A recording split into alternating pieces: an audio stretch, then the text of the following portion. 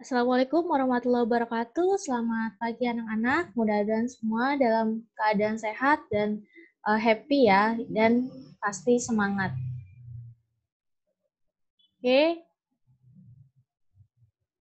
pada hari ini, hari Selasa, tanggal 21 Juli 2020, kita masih membahas materi IPA ya.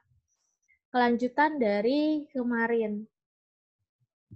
Oke, sebelum kita melanjutkan perkembangbiakan tumbuhan, kita akan membahas dulu tentang umbi dan manfaatnya. Kemarin kita sudah membahas 4 umbi, sekarang ada lagi ya. Ini yang pertama adalah singkong. Mungkin kalian pernah lihat.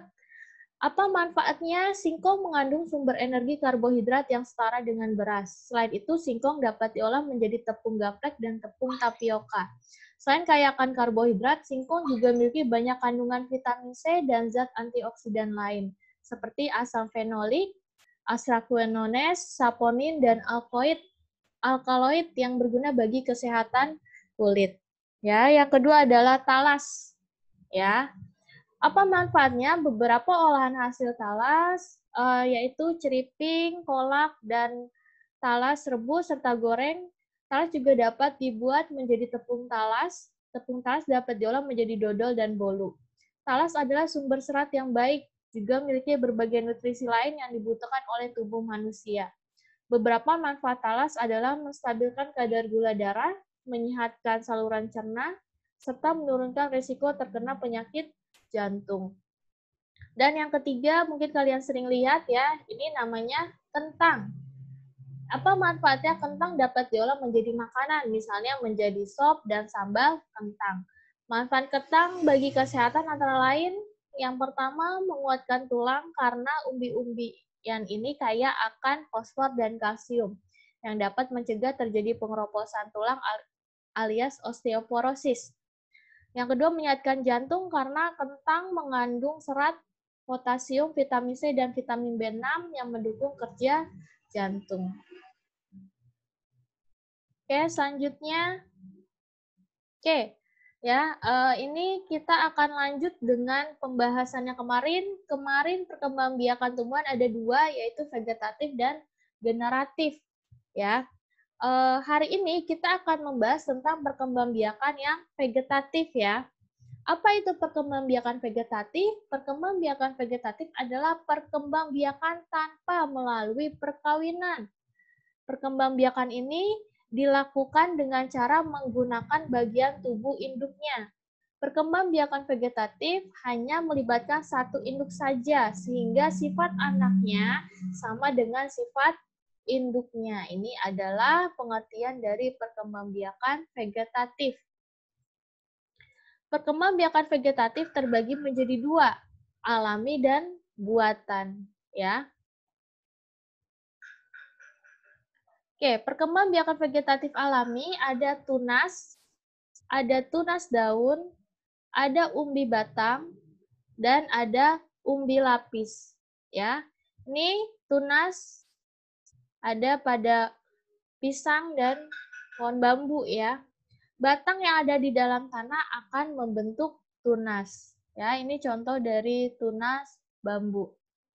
Ya, ini contoh tunas dari pisang.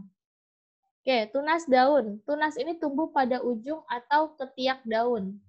Ya, ini nih contoh tunasnya nih. Ya, ini tunas daun. Kemudian umbi batang terjadi pada kentang. Ini contoh dari umbi batangnya. Ya, ini umbi batang.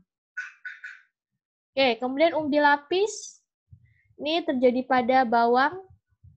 Umbi lapis baru yang berasal dari ketiak terluar akan tumbuh membentuk tunas. Ya. Oke, selanjutnya ada lagi. Oke, umbi akar. Merupakan bagian akar yang membesar karena berfungsi sebagai tempat cadangan makanan. Contohnya wortel. Akar tinggal atau rizoma. Tunas pada akar tinggal merupakan batang yang tumbuh mendatar di permukaan tanah. Ya, ini contohnya. Ya, kemudian geragi atau stolon merupakan batang yang tumbuh menjalar di atas atau bawah tanah. Ya, ini namanya stolon. Oke, tadi perkembangbiakan alami dan perkembangbiakan vegetatif buatan. Ini buatan berarti dengan buatan manusia, tidak secara alami. Yang pertama adalah ovulasi atau menempel. Ya, menempelkan batang yang memiliki tunas pada pohon lain yang sejenis. Oke, ya ini contoh dari ovulasi, ini dikelet ya, kemudian ditempel. Ya. Contohnya jeruk, rambutan, dan durian. Yang kedua, mengeten atau menyambung. Ya, tanaman terung dapat disambung dengan tomat. Menyambung satu batang tanaman dengan batang bawah tanaman lainnya. Ya, ini contoh dari mengeten atau menyambung. Dan ini dibelah, kemudian di batang atasnya, di batang bawah disambung. Ya, kemudian diikat ya. Kemudian stek, memotong batang tanaman induk yang telah tua. Jadi dipotong, kemudian udah langsung ditancapkan ke dalam tanah. Dan selanjutnya mencangkok. Mencangkok hanya dapat dilakukan pada tumbuhan dikotil, contohnya tumbuhan belimbing, jeruk, bunga melati, dan soka. Ya, ini prosesnya batangnya, kulit batangnya dikelet, ya, kemudian dibungkus dengan tanah, diikat. Terus kemudian merunduk, menimbun bagian cabang yang tumbuh memanjang di permukaan tanah. Ya, ini namanya merunduk. Contohnya tumbuhan apel, arbe, tebu, dan stroberi.